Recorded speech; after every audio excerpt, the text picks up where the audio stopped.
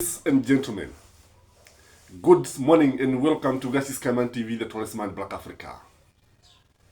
Members of Mount Kenya community, those members of parliament, the senators and the governors have embarked on what I would call the scrabble for resources, the scrabble for the national cake to bring to the people on the ground.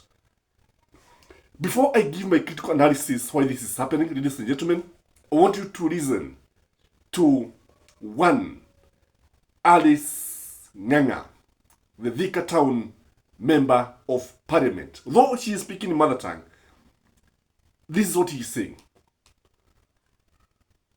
Diaspora. Na nijue ni kwa murata waku wetagwo mundu wetagwo kwa baba.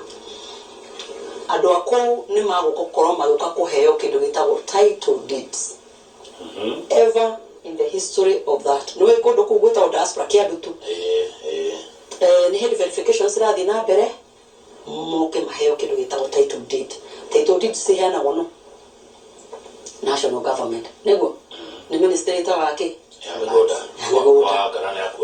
Wagarana yako Alice. Nenda hita kadi tahite. Reke kuire ke andu athika muthenya murume tuige siasa kando. Tuige siasa kando ru tuge wira. Tuige no siasa ni turaga tuga ari mutukiga siasa kando ru twarie uma. Andu acio ndi matahire. Nego. Kumatahira. No matahira bio. Ndi matahire na nditigite kumatahira. Niko ndakura te kindu giothe kiriukaga kuria either kia World Bank kana kia GOK. It is my duty gutengera Nairobi todo constituency ni magana mere manaite no githie ni huana gisabu yes kwa jiroge ni githunguri kana kwene matahiro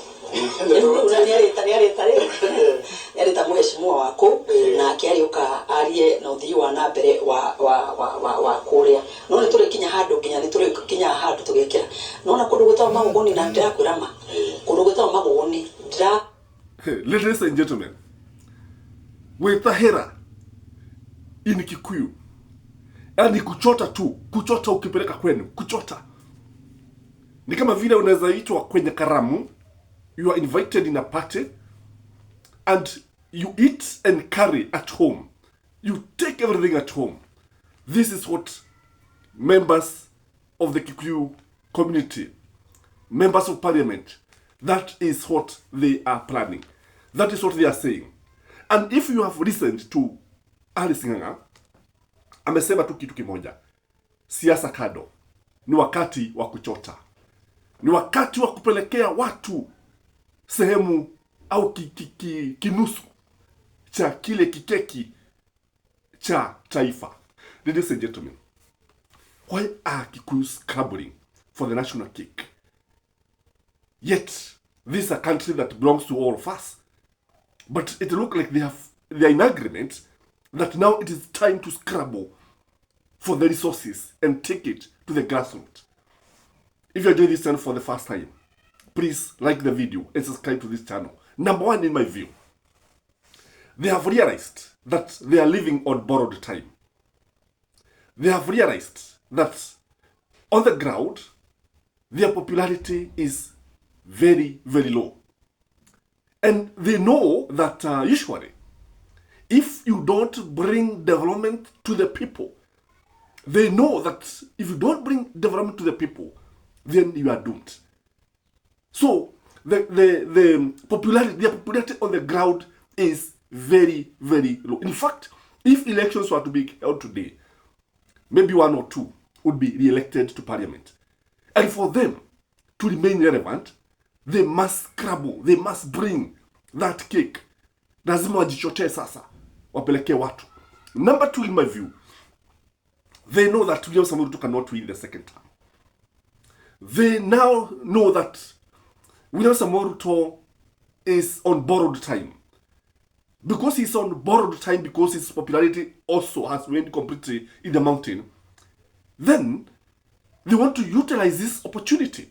And I'm afraid that they are going to manipulate the president. They are going to use any means to manipulate the president.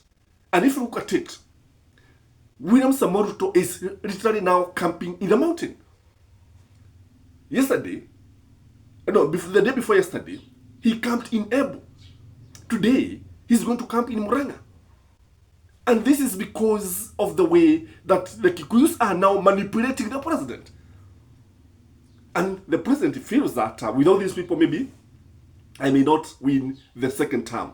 And now, these people now are utilizing this opportunity when William Samoei Ruto is actually giving them a listening ear so that they can now utilize the chance and bring the resources home. Number 3, in my view, is because of the entry of Raila Amolo Odinga.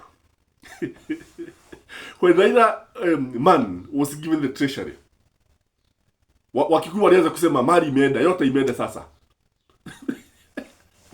You know, this issue of treasury, it also excited many people in Nyanza, because I think since independence, the first time we are seeing a man from the lake heading the treasury.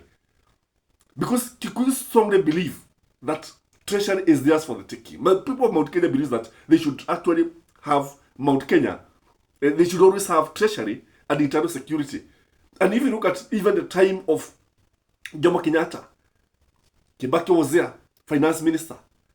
During the time of Moi, Saitoti was there, a Masai Kikuyu. Kibaki was also there. If you look at the time of Kibaki, Mwiraria was there. If you look at the time of Uhuru was able to bring some other elements here and there. If you look at now, Ruto had also given it to a Kikuyu. The fact that Ruo now have come into the dining table, they are both, Ruos are in the dining table and they are also in the kitchen. And Kikuyus have panicked, which is wrong in my view. So that's why they are saying, ni wakati wa Kuchota. The other reason why they are doing this is because the ground has become very, very hostile. Very, very hostile. Wherever they go, they are being asked, what have you done? In fact, even if you listen to the Gen Z are asking them, what have you brought? You have been in government. You have been telling us this is our government. And no, somebody like Moses Kuria would always tell us this is our government. If you listen to members of Mount Kenya, they always tell the electorate, they always tell the voters, hii serikali ni yetu, hii serikali ni yetu. Hebu tia serikali na leo hizo. Unajua hii serikali ni yetu. Sigidiki ako pale, Siari Zoma ako pale, sijui nani ako pale. Sasa unataka nini? Unaona? Kashagu ako pale. But now people are asking them, yes, they are there. But what have they brought? So the fact that the ground is now hostile, the people are asking for real, tangible results. Kwa sababu wanaulizwa, in fact, if you listen to that interview, the issue of barabara, baraste kukarabatiwa, nini, title deeds, everything is featuring strongly.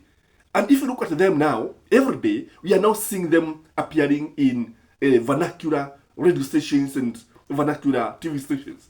It is because of the hostile crowd. The other thing is that there is a race against time. It's all about 2027. Time is running very fast. 2 years have gone to waste. Nothing to show.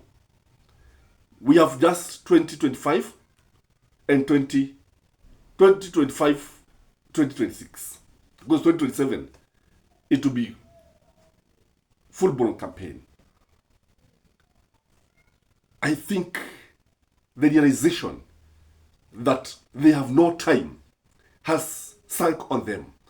I think the realization that they cannot achieve much if they continue doing the way they have been doing, if they continue behaving the way they have been behaving, has dawned on them. Hence, the change of strategy. Everyone for himself and God for us all. That is what they are saying. Who is going to bring the most to his people? Ni nani ambaye atachota mali nyingi kupelekea watu? By the way, that is what people want. That is what you would want. Would like all MPs to lobby for development in their areas. We would like every MC to lobby for the development in their wards. That's the way it should be. And bring as much as you can. Bring as many road projects as you can. Bring as many electricity connectivity as you can. Let every home have electricity. Let every road be tarmacked. Let no child sleep hungry. Let no child be sent home for lack of school fees. That is what you want. Let no hospital lack drugs. What do you think, ladies and gentlemen? Isn't that good? Kuchota. Sijui wewe utachota nini?